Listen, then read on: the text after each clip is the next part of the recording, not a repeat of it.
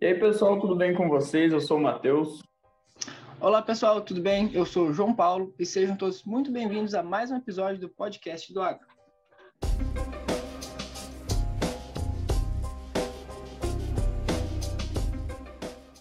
Então, no episódio de hoje, nós vamos abordar um dos temas que a gente mais traz aqui no podcast, que a gente mais fala com vocês, é a gestão na pecuária, né? Um tema que a gente vem construindo no longo prazo, dentro de vários episódios aqui. E o nosso convidado para falar sobre isso é o Antônio Schacker. Seja bem-vindo ao podcast, Antônio. Gostaria que você se apresentasse, falasse um pouco sobre onde tu trabalha, onde tu atua. Legal. Olá, João. Olá, Matheus. Olá a todos que estão nos ouvindo aqui. Meu nome é Antônio, sou zootecnista, trabalho numa empresa que chama Instituto Integra e acredito que minha função principal é ser ativista, eu sou ativista a favor da gestão profissional dentro das propriedades rurais. Então, o nosso papel é conseguir pegar toda a força de trabalho que tem um produtor rural, toda a seriedade, toda a sensibilidade, e colocar para essa pessoa elementos de gestão, elementos de visão estratégica para que essas pessoas consigam captar ainda mais valor das suas propriedades. Então, essa aqui é a nossa história, a nossa jornada, né? Muito bem. Então, assim, eu acho que a gente tem que começar pelos porquês, né? A gente vê muito isso no curso, descobrir os porquês das coisas. Então, a gente queria saber o porquê que é tão importante fazer a gestão em uma propriedade.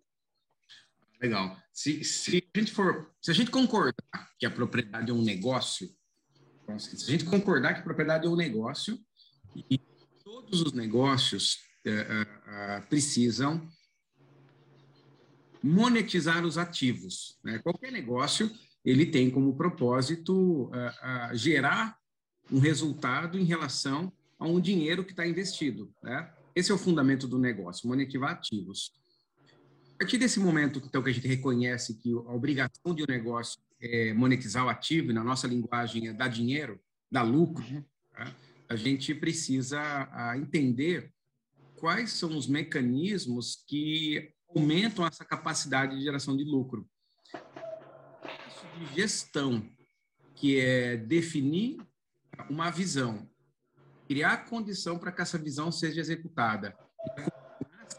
Se essa visão está sendo executada de forma adequada, que no final fazer gestão é isso, fazer gestão é bater meta, fazer gestão é acompanhar o que está acontecendo para acontecer, fazer gestão é pensar exponencialmente, no sentido, quem disse que tem que ser assim, será que não tem um jeito mais rápido, mais barato, mais fácil para resolver? Então, a gestão ela vem como uma grande ferramenta para do grande objetivo, que é o objetivo do resultado. Só que não é só isso. O resultado, na verdade, o lucro, ele é só consequência de um trabalho bem feito. A gente até entende que o lucro ele não é o final de uma empresa. O lucro é uma evidência, ele é um sinal que as coisas estão sendo bem feitas, né? Então, não tem como você comemorar o resultado de uma boa gestão se não tem lucro, né? Então, o lucro é uma evidência. Só que fazer bem feito e ter o lucro como evidência envolve diretamente uma característica que é ter pessoas felizes. Então, pessoas que se sentem construindo algo que faça sentido para elas. Então, acho que o ponto central aí é a gente conseguir entender que a gestão vai entregar mecanismos para que as pessoas sejam felizes, batam meta e construam um negócio que a cada dia está melhor. Acho que é por isso que nós temos que ter gestão. Nós temos que ter gestão para garantir que amanhã a empresa vai estar melhor do que hoje. Acho que uma frase é isso aí. Perfeito.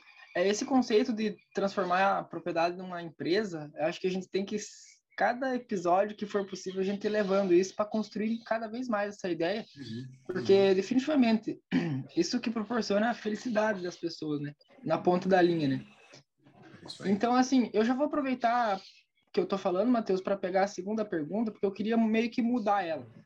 Eu não queria nem falar sobre a importância de saber o que está acontecendo na fazenda, né? Referente aos dados, né, Antônio? Depois que a gente tem uma coleta de dados. Mas, assim, ele vai trazer algumas surpresas, esses dados. Eu queria que tu comentasse sobre isso, assim, da tua experiência prática mesmo. Interessante, assim, que falar sobre dados, que quando eu encontro com produtores, né, e pergunto, ter dados é importante? Todo mundo levanta a mão e diz que sim. Aí eu faço 2 ou 3 perguntas sobre quanto de dados as pessoas têm. Tem muito pouco, não tem nada. Então é uma coisa interessante, assim, por que que a pessoa sabe que é importante e não tem? E aí, depois de muito refletir, a gente percebeu que ele não tem dado, que ele não tem planejamento. Porque, assim, ter número por ter número não ajuda muito. Na verdade, para falar em dados, a gente tem que entender que eu tenho um dado, que é uma coisa, eu tenho uma informação, que é outra coisa, eu tenho uma conclusão, que é outra coisa, e tenho uma atitude, que é outra coisa. Então, por exemplo, eu tenho um dado que foi, por exemplo, a morte de um animal, independente da atividade. Aí eu tenho uma informação, que é a mortalidade do animal, ou da categoria. Aí tem uma conclusão, se aquela mortalidade está acima ou abaixo do esperado. Aí tem uma atitude, que é uma atualização do programa sanitário, por exemplo. Se eu não tenho a referência do que é o bom e o que é ruim, de nada vale eu ter esse dado. Então, assim, uma brincadeira à parte, é aquela pessoa que está, por exemplo, num regime. Se a pessoa está fazendo um puta regime, ela se pesa, ela mede a circunferência abdominal, entendeu? Ela tem motivo para medir as coisas, né? Porque ela está num processo de evolução. Agora, quando a pessoa está pé na jaca, comendo amendoim, tomando cerveja tal, e ela não vai medir. Então, assim, o lance da métrica é esse, é para acompanhar se está acontecendo um plano. Se não tem plano, não tem por que medir, e aí é só a ação que salva, porque no final não tem como o negócio ser gerido. Quando a gente inicia um processo de métrica, é muito comum virem surpresas, tanto positivas quanto negativas, porque a gente avalia, transforma a propriedade em número, e baseado em número se tomam decisões. Igual um aluno. Você pode olhar para a cara do aluno, baseado na cara do aluno, você tem uma série de conclusões equivocadas, naturalmente, assim, esse cara é meio japonês, senta na frente, usa óculos, é quietinho, certeza que é um baita de um bom aluno, né? E lá, esse outro camarada é meio estranho, senta no fundão, falta, esse é um péssimo aluno. Aí você vai olhar a nota, cara. E quando você olha a nota, é o único jeito de saber se realmente o japonês é um bom aluno ou não e aonde ele é bom aluno, né? E o cara do fundão, você vai ver, pô, de repente o cara do fundão ele tá faltando porque ele trabalhou, porque ele tem um atendimento, o camarada tem 1/3 do tempo para estudar que tem o japonês, o cara tem nota maior que o japonês. Então, o lance é que quando você consegue ter uma análise através dos números, você encontra o que a propriedade tem de bom e tem de ruim. Nesses mais de 22 anos que eu meço, nunca aconteceu, por pior que seja, uma propriedade que tinha tudo ruim. Sempre tinha algo que era algo positivo, que podia ensinar as outras. Isso do mesmo jeito que aconteceu de uma propriedade, por mais evoluída que ela seja, que ela não tinha um componente passível de melhora. Mas no olho e na sensibilidade, é igual analisar o aluno pela cara dele. Você não consegue, entendeu? Você tem que ter o número para tomar a decisão, porque, claro, que se você chega em uma propriedade, você vai analisar se o manejo é bem feito, se a pastagem está pecuária de corte ou de leite, se a pastagem está manejada nos pontos ideais, você percebe se ela é organizada. Então, você tem evidências visuais que podem dar indicadores. Mas essas evidências visuais sozinhas não completam, porque eu não sei quanto se está gastando nem se está faturando. Né? Eventualmente pode ter tudo aquilo, mas gastando muito mais dinheiro do que poderia. Então, esse é a componente, já aconteceu. E é interessante porque nem sempre, João, as pessoas recebem bem essa notícia ruim, sabe, Matheus? Então, porra, vocês chegaram, nunca morreram, vocês chegaram aqui, mortalidade agora está alta.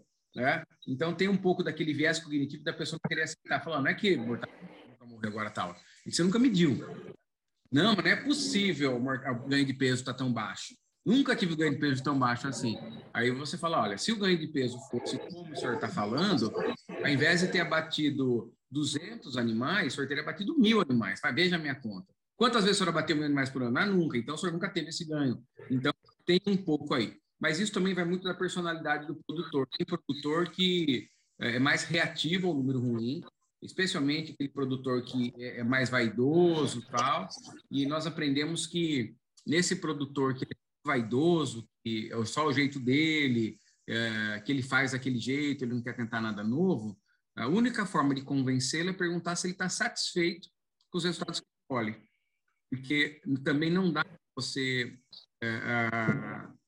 por mais boa vontade que a gente tenha, se a pessoa não quer mudar, não tem como. A mudança é uma atitude de dentro para fora, né?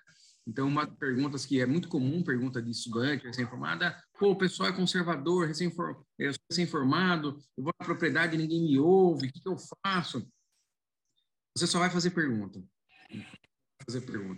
Esse é o máximo que o senhor podia chegar. A propriedade tem algum ponto que ela pode melhorar? O senhor acredita que ela pode dar mais dinheiro do que ela dá hoje? Se a resposta for não para tudo, não tem muito o que fazer. Então, o ponto é esse. Ele falou assim, mas isso não dá para fazer. Daí, devolve com uma pergunta. Então, como daria? E se não der para fazer e continuar fazendo desse mesmo jeito, como a propriedade vai estar daqui 5 anos, 10 anos, 20 anos? Então, esse é um ponto importante quando a gente fala em número, em métrica e coisa desse tipo, né? Muito importante para consideração, né? Aí tu vai fazendo o produtor mesmo afirmar, porque, de certo modo, ele sabe aquilo que precisa mudar, né? Mas aí, muitas vezes, quando a gente chega e fala, é diferente do que quando ele diz que tem que mudar, né? A gente vê isso muito porque a gente também é filho de produtor, né? A gente reconhece muito isso que tu está falando. E aproveitando que tu puxou esse gancho, a maioria dos produtores, eles são mais abertos a chegar e falar, ou eles são mais fechados, assim, são mais, como tu usou o termo vaidoso, né? Tipo, mais difíceis de apresentar esses dados sobre a propriedade? Matheus, para mim é difícil responder essa pergunta, porque todo produtor que nos procura, né? Hoje a gente atende 700 produtores, todo produtor que nos procura, ele está aberto à mudança, porque o cara tá procurando ajuda, né? E está disposto a pagar alguma coisa por essa ajuda. Então, ele está disposto à mudança.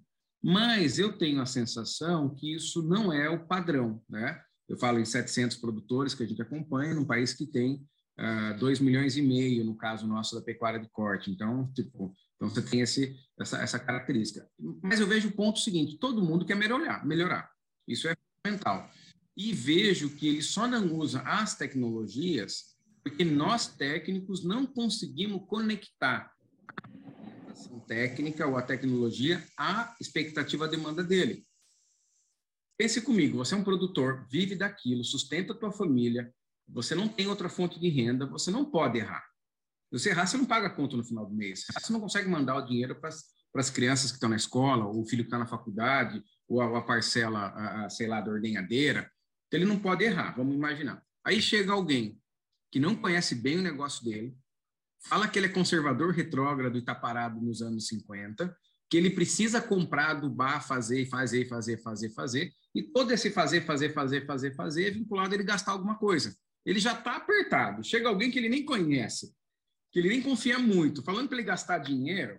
Então, percebe esse comportamento reativo. Então, o ponto central, quando você se coloca, eu sou filho também, neto do pequeno produtor, e eu estou falando do meu pai, do meu avô, então eu sei que vocês vivem, e o ponto, acho que, de transformação é parar de concentrar na tecnologia, porque ela vai aumentar a produtividade, porque cada R$1 que põe volta 3, para ir para grandes números, como, por exemplo, com isso que eu estou propondo para o senhor, ao invés de a gente tirar 500 litros por dia, nós vamos tirar 900 litros por dia.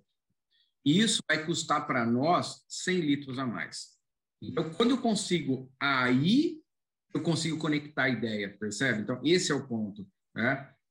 De conexão da tecnologia. A tecnologia, a assessoria, o conhecimento, ele é caminho para uma conquista e não fim em si. Então, a forma de abordagem que muitas vezes torna o produtor um pouco mais reativo, porque todos eles, ou todos nós, em algum momento, acreditamos e testamos algo que não deu certo. Isso traumatiza a gente. Eu sou produtor também, então eu tenho a oportunidade de viver o lado do produtor. Nem tudo dá certo. A gente também tem que estar com essa característica. Porém, quando você tem uma visão estratégica legal, quando você conecta a tecnologia ao que é o interesse dele, a dor dele, a adesão ele é muito grande. Então, é um pouco assim, da narrativa e da forma com que a pessoa é abordada. Tem produtor que já é abordado pelo técnico e o técnico já chega de óculos escuros, pondo defeito na propriedade, que o cara está lá, entendeu? O cara trabalha o dia inteiro, está sofrendo, e chega uma pessoa lá e só põe defeito. Sabe? O cara é ser humano também, meu. Tudo bem que tem o defeito, mas Cara, se chegar na tua casa, Matheus, detonando, porque Matheus, sem nem entender por que aquilo está daquele jeito, você cria uma antipatia. Aí criou antipatia, pode vir a ideia que for, que o cara já está puto com você, você já não quer. Então, tem também uma sensibilidade com pessoas para poder primeiro se conectar, primeiro ganhar confiança e saber que primeiro a pessoa compra você para depois comprar de você. Se a pessoa não te comprar, não vai comprar a tua ideia, não vai comprar teu produto, não vai comprar nada. E às vezes a pessoa já quer vender a ideia, quer vender a tecnologia, sem se vender, sem apertar a mão direito, sem olhar no olho, sem se conectar, criar esse rapport. Então, acho que esse é o ponto principal aí dessa questão de transformar, né? O Brasil gerar um PIB per capita equivalente, por exemplo, a Canadá, equivalente talvez até a Alemanha, que é um pouco maior, só com agronegócio. Só com agronegócio. Se as propriedades no Brasil tivessem o mesmo desempenho, se na média do tomate, do arroz, do feijão, do leite, do café, da pecuária de corte, do fumo, se a média de produção fosse igual aos melhores 20% de cada cultura, a gente já teria uma mudança incrível no nosso PIB. Entendeu? E com isso teria um país muito mais justo, né? E que teria esse movimento. Então, eu vejo que é um pouco disso. A gente vai para a área técnica e esquece que, no final das contas, tudo resume em gente, né? Nossa, perfeito. Muito... Primeiro de tudo, uma relação com o pessoal, né? 100%. É isso aí.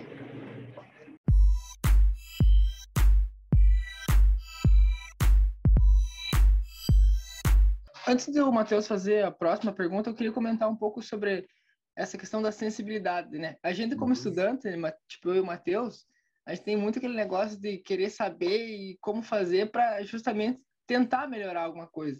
Mas, tipo, a gente tem que evoluir muito ainda na relação com pessoas, porque, que nem você falou, chega lá, eu já faz antipatia, não tem, já era.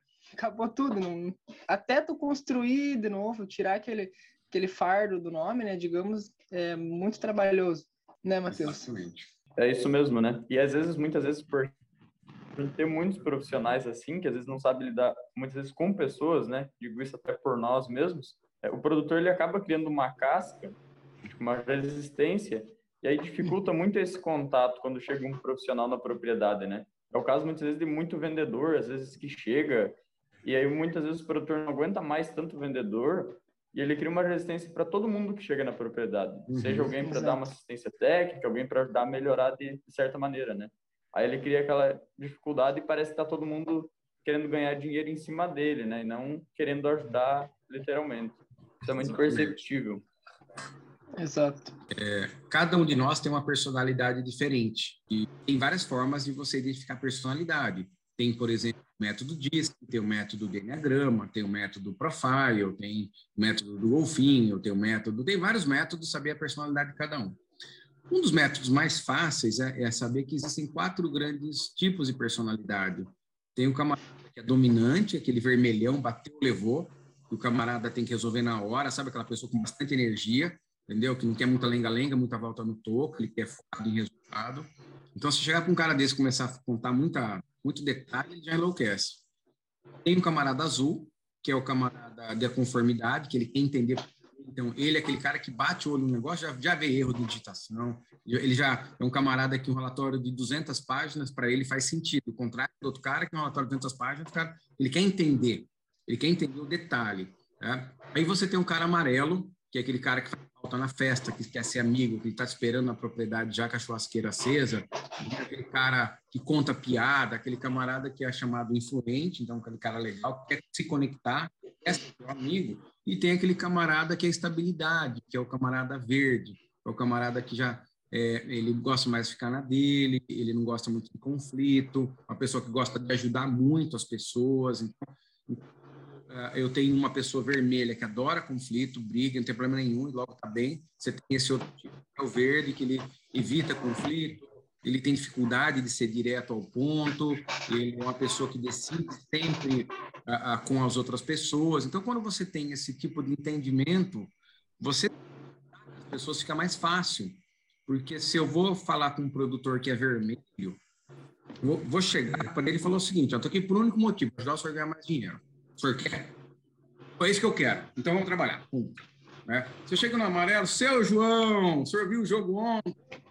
O Flamengo ganhou, e o Corinthians não sei o quê, legal, e a chuva, tal. E a Dona Maria sarou do joelho, Dona Maria, porque o amarelo gosta disso. O amarelo, se eu chegar lá e falar direto ao ponto, ele, puta, o cara chega aqui e nem quer saber como eu tô, entendeu? O amarelo, entendeu? Daí você leva um presente pro amarelo, ele adora o vinho colonial que você levou. Tal. Agora, se eu levo um vinho colonial pro azul, que é confortável, o Matheus queria, por que o Matheus está dando esse vinho para mim? O que será que ele quer?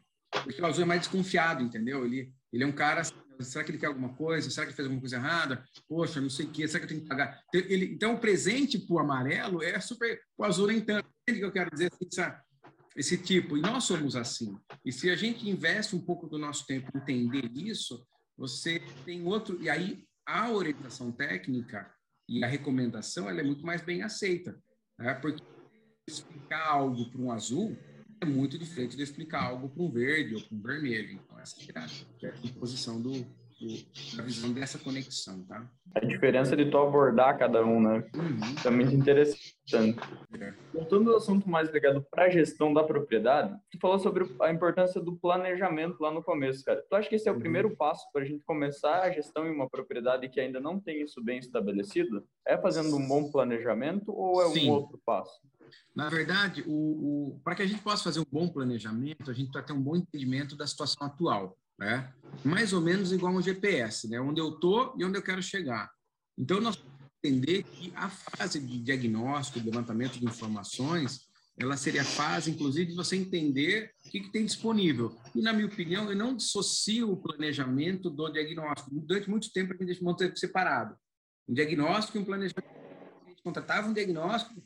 Ah, cara, eu não quero um diagnóstico, eu quero um plano, eu não quero fazer exame de sangue, eu quero saber que remédio eu tenho que tomar para sarar minha dor no joelho, entendeu? Esse aqui é e o exame de sangue, sei lá, é uma parte desse negócio. Então, o planejamento, que ele vai ser dividido no levantamento inicial, depois na construção de uma visão estratégica, e essa visão estratégica ela vai ser baseada em pessoas, processos e finanças.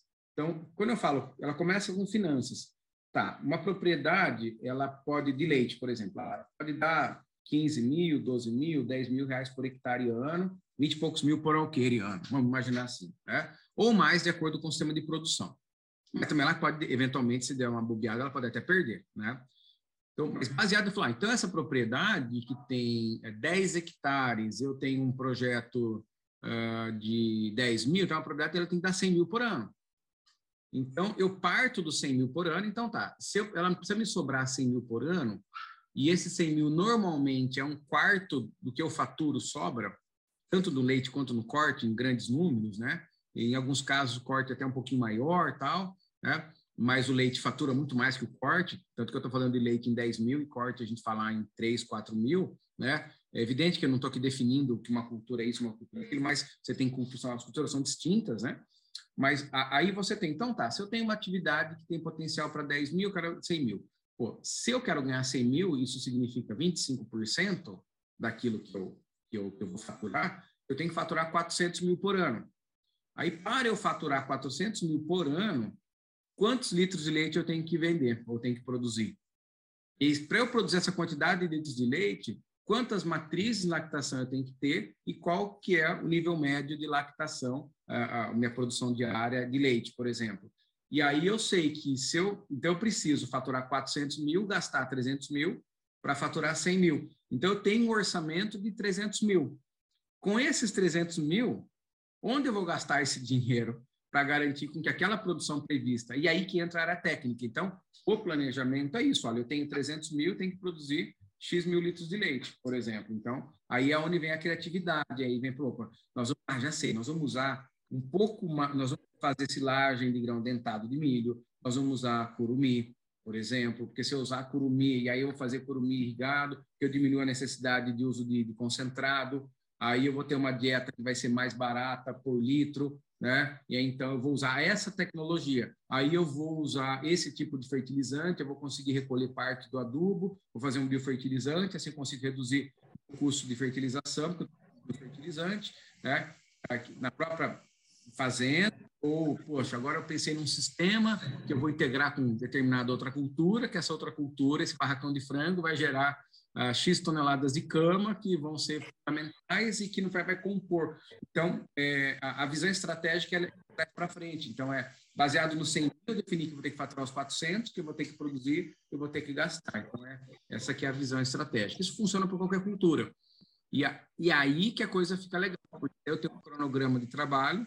Nesse cronograma de trabalho, toda semana eu tenho uma atividade a se conquistar. Então, vou indo e vou fazendo, vou indo e vou fazendo. Então, para chegar lá, tem isso. E, às vezes, não vai ser no primeiro ano que você vai conquistar. Normalmente, as grandes conquistas são de quadriênio. Então, você tem que pensar num plano de 4 anos aí, porque você vai ter que investir, às vezes, vai ter que... Quando eu falo investimento estruturante, em solo, em cerca, em aquisição de equipamento. E uma coisa legal que a gente está usando... A gente estuda muito técnica de gestão de startups, sabe? Muito. E as startups, eles usam uma técnica chamada moonshot, que é o tiro na lua. Que história é essa do moonshot? Eles definem uma hipótese, como diz, o tiro na lua é algo muito revolucionário, exponencial, e esse moonshot seria o seguinte: eu não vou fazer um moonshot na propriedade inteira, eu vou fazer ela em 4 ou 5% da propriedade. Eu testo aquela hipótese numa pequena parte da propriedade, aprendo que vai dar errado, pode dar um pouco mais certo e tal, e corrijo e multiplico isso na propriedade. Então, essa técnica do MVP, a técnica, mesmo que eu chegar para vocês, quantos ouvintes tem o podcast? O nosso podcast tem 1.500 ouvintes quando a gente publica. Depois aumenta, vai para 5 mil.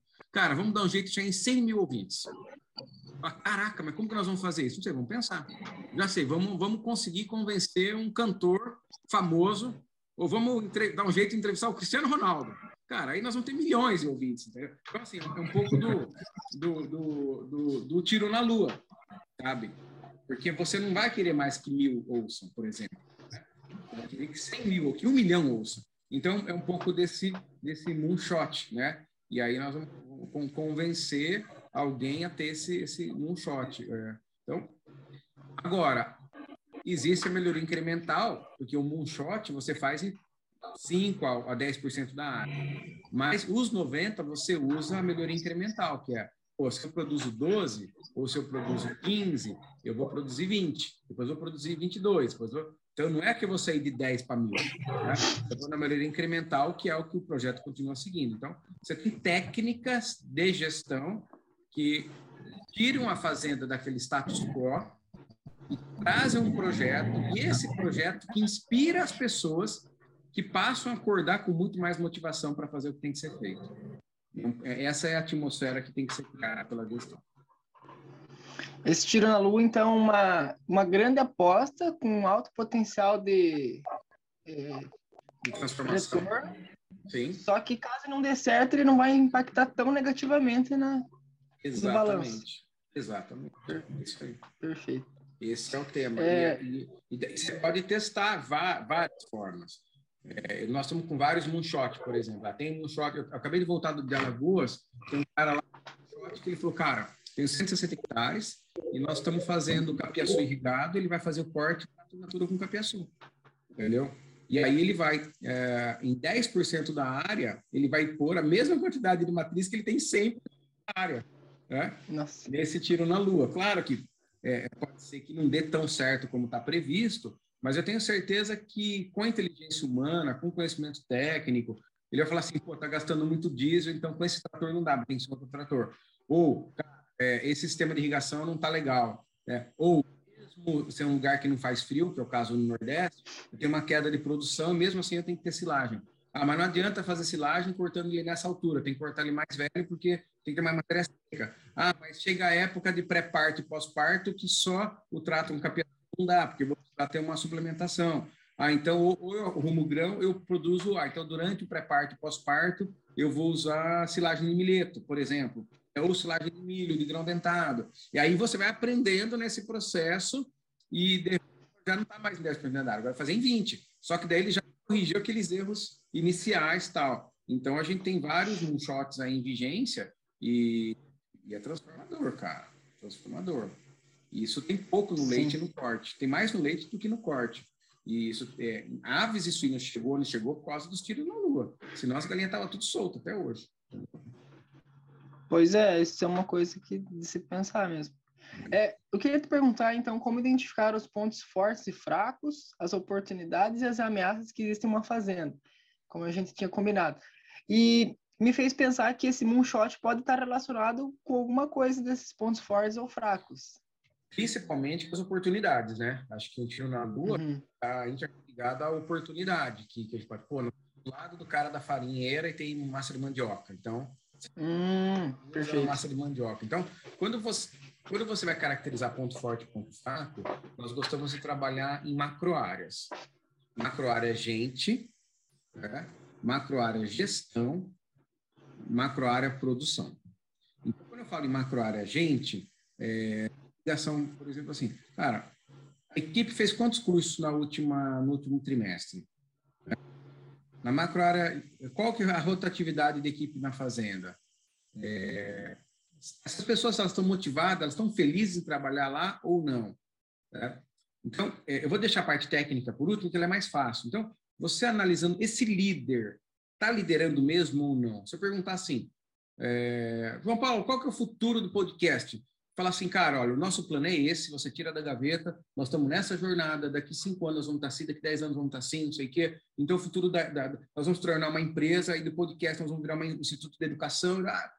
Cara, tem planejamento esse negócio, então tem liderança, né? Qual que é o futuro do podcast? Cara, esse foi o último, acho que, não sei. Vou indo, cara, vou indo. Então, assim, você percebe que você consegue analisar também a característica de liderança e sangue no olho, líder. Então, você analisa assim, cara, é gente que está afim de fazer ou não está afim de fazer? É gente que gosta de estar lá ou não gosta de estar lá? Aí eu chego e pergunto para o Matheus, Matheus, qual que é a função do João, né, na empresa? Ele fala, eu falo, João, qual que é a tua função na empresa? Aí você fala a tua função, que é diferente da função que o Matheus, que é teu chefe, falou, por exemplo, entendeu? Fala, cara, o chefe acha que o funcionário tem que fazer isso. O funcionário acha que a função dele é outra. Aí você vê que tem um monte de coisa de área.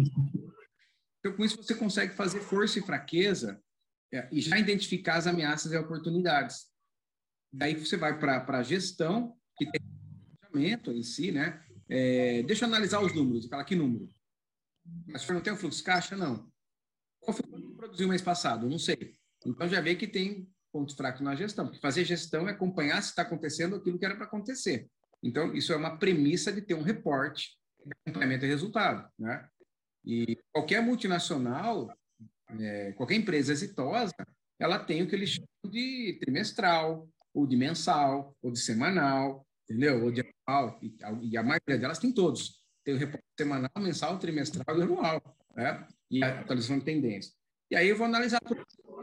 Beleza, o pasto sendo manejado em altura de entrada e altura de saída, o programa nutricional é um programa adequado à categoria, aí entra, né, a administramento de água, de infraestrutura, aí você consegue ter uma visão clara do que é esse processo. Especialmente quando você pergunta para o próprio dono, para o próprio produtor. Né? Na sua opinião, é bom aqui na propriedade, o que pode melhorar? No começo, eu perguntava para o produtor, quais são as forças, as fraquezas, ameaças, oportunidades. O cara confundia. Para funcionário, o cara nunca falava fraqueza. Se eu falasse coisa ruim, você mandaria embora.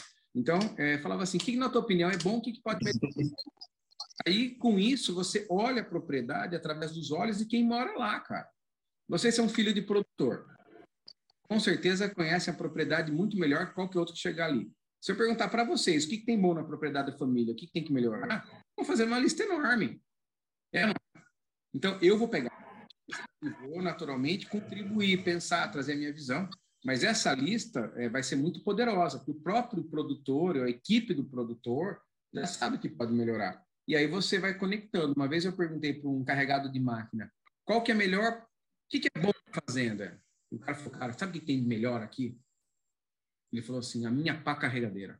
A minha pá, ela é maravilhosa. Então, na cabeça dele, o que tinha na propriedade, né, melhor. E o que pode melhorar, cara? Olha, eu vou falar, as minhas ferramentas são péssimas. Então, na visão do cara, o melhor que tinha na propriedade eram os tratores, que era a pá, e a outra coisa eram as ferramentas. Aí, então, quando você conversa, você tem inúmeras visões. Né? E, com certeza, o encarregado de pecuária não ia falar que a melhor coisa da fazenda era a pá carregadeira, entendeu? porque não era o que ele tinha de entendimento, e nem a pior. Então, você consegue ter uma análise segmentada por essas macro-áreas, gente, gestão e produção, e depois você pode até criar sub-áreas para compor uma visão clara e para propor. A proposta tem uma oferta clara. Eu estou aqui por um único motivo: atingir tal nível de resultado econômico, atingir tal nível de produção. Cara, nada de vamos aqui para reduzir o percentual de custo fixo, vamos... Claro que a redução do custo fixo é fundamental para aquilo, mas, cara, ninguém compra um projeto para reduzir custo fixo, entendeu? Você compra um projeto para ganhar mais dinheiro. E a gente tem que entender que essa é a nossa função. Para ganhar mais dinheiro, para a fazenda depender menos dele, para criar condição para o filho trabalhar, para diminuir o conflito entre funcionários. Então, tem que ter uma oferta clara aí, senão não vende, não. Se não tiver um problema claro para resolver, não tem nada. Bom, então, nessa tua fala, tu acabou falando um pouco das métricas que são levadas em consideração. Eu queria que tu falasse para nós quais são as mais importantes, cara, que o produtor aí na parte da pecuária de corte tem que levar em consideração, né? Já que esse é o nosso público-alvo do episódio de hoje, né? Legal. As métricas, elas são divididas em 3 grandes níveis. Última linha do meio e linha do olho. Última linha são os elementos do resultado econômico, que elas são as seguintes: resultado pelo valor da terra, então, quanto sobrou sobre o que vale a propriedade, que tem que ser superior a 5%. Resultado sobre o que vale o gado, mais do que 20% sobre o que vale o gado, e reais por hectare ano. Tá? É isso. Se a fazenda opera em arrendamento, aí é resultado pelo que vale o gado e margem sobre a venda. Mas você tem esses 3. Reais por hectare ano, resultado pelo gado e resultado sobre a terra. Esses são as métricas de última linha ou métricas de êxito, que a gente chama. Aí você tem métricas de monitoramento, que são as métricas que sustentam essas 3. E aí a gente tem tanto as métricas técnicas quanto as financeiras. Cumprimento da previsão de abate, margem sobre a venda, desembolso desse mês, percentual de custo fixo, são as métricas financeiras. Aí eu tenho ganho médio diário, que é o principal, lotação ou carga animal e indicadores reprodutivos, fertilidade, perda pré-parto, taxa de desmame, relação de desmame, quilo de bezerro desmamado e mortalidade. Aí eu tenho o conjunto de métricas que a gente chama de linha do olho, que é aquilo que, então, a última linha eu meço ela normalmente trimestralmente, a linha do meio tem algumas trimestrais, algumas mensais, e a linha do olho ela é diária ou semanal. O que eu vejo na linha do olho? Score de condição corporal, score de fezes, altura da pastagem, nível de consumo de suplemento, limpeza de aguada, homogeneidade de lote, aí aquela coisa da linha do olho que você está fazendo aí e vai olhar essa linha do olho. Então, eu tenho métricas de linha do olho, tenho métricas de linha do meio e tenho métricas de última linha. E se eu tô com a linha do olho boa, o gado tá manso, tá brilhando, não tô vendo costela, pasto em altura de manejo, consumo de mineral e de suplemento no ponto de recomendação, funcionário motivado, trator gastando pouco combustível, sabe? A galera trabalhando, pô, isso tudo indica que eu tenho alto GMD, alto desempenho reprodutivo e tal. Aí eu vou calcular o desembolso por arroba. Pô, se eu estou gastando o que era para gastar por arroba produzida, que eu posso gastar 0,65 arrobas para cada arroba produzida, né? Se eu cumprir essa meta, de cada uma arroba que eu produzo, eu gasto 0,65 arroba, a chance de eu ganhar os 20% sobre o que vale o gado, 5% que vale a terra e os X reais por hectare ano, ele é muito grande. E o que determina a lotação é o valor da terra. Se eu estou em 2 vizinhos, a terra vale mais do que se eu estou no Acre, entendeu? Sabe? Então, uma propriedade que vale 50, 60, 70 mil reais o hectare, 100 e tantos mil, 200 mil alqueire, 230 mil, 300 mil alqueire, é um projeto diferente de um projeto que o alqueire vale 50 mil, porque eu tenho que monetizar o ativo terra, que é 5%. Então, se a gente analisar as métricas dessa dimensão, as métricas ficam mais claras aí para a gente trabalhar. A última linha é o olho do dono que engorda o boi, então. É o olho do dono. Então, a métrica da linha do olho que vai ajudar. Mas o ponto, eu diria até assim, que se eu pudesse... Eu acho genial essa frase, mas se eu pudesse atualizar ela, eu diria que é a visão do dono que engorda o boi. A gente estava aqui recentemente debatendo algo próximo disso também. Que tu ter a visão, tu vai tipo, evitar muita coisa. Por exemplo, a gente estava comentando de boi doente, no caso. Que tu olhar diariamente coisas, eu acho que tu ia reduzir bastante essa mortalidade. Então já seria mais boi gordo, né? Com certeza. Com certeza. Então, eu acho que essa aqui é uma fundamentação que a gente possa ter de entendimento. Só que também não adianta só estar na linha do olho e na linha do meio, entendeu? E não adianta só estar no meio. Quer dizer, a última linha, ela define quais são as linhas do meio que eu preciso, e as linhas do meio que eu preciso definir a linha do olho. Né? Essa que é o processo aí de gestão de método, assim por diante. Então é isso, pessoal. Esse foi mais um episódio. Gostaria de agradecer aqui, então, o Antônio por todo esse conhecimento que ele passou para a gente aí. E, mais uma vez, o nosso objetivo foi cumprido, porque a gente sai do episódio sabendo que tem muito mais a aprender e vocês sabendo que tem muita coisa aí para aprender também. E já tem aquele ponto de partida para começar a buscar mais conhecimentos. Eu até comentei com a Marion, né, Antônio? A gente gravou com ela, que um dos nossos objetivos é fazer o produtor descobrir que ele tem algum problema que precisa ser resolvido, entendeu? Então, mais uma vez, isso foi concluído com êxito e eu gostaria de agradecer, então, a tua participação. Eu que agradeço a você, João, e Matheus, pela oportunidade e seguimos junto nessa jornada aí. Vamos apostos aqui para o que precisar. Muito obrigado, Antônio. E como o João comentou, que eu acho mais legal de todo episódio, né, além de todo esse conhecimento que tu passou, esses pontos de interrogação que tu deixa, né, cara? A gente sai daqui com uma motivação, para dizer assim, de buscar mais, de entender melhor e percebe o quanto é importante, né? Tudo isso ligado à gestão, ao relacionamento com pessoas. E aí tem vários pontos aí para todos nós aprendermos ainda, né? Então é isso, muito obrigado. Se você está ouvindo a gente pelo Spotify, segue. Se está ouvindo pelo YouTube, segue o canal aí também, compartilha com seus amigos. Muito obrigado pela audiência, pessoal. Até a próxima. Até mais. Um grande abraço, até a próxima, moçada. Valeu, tchau, tchau.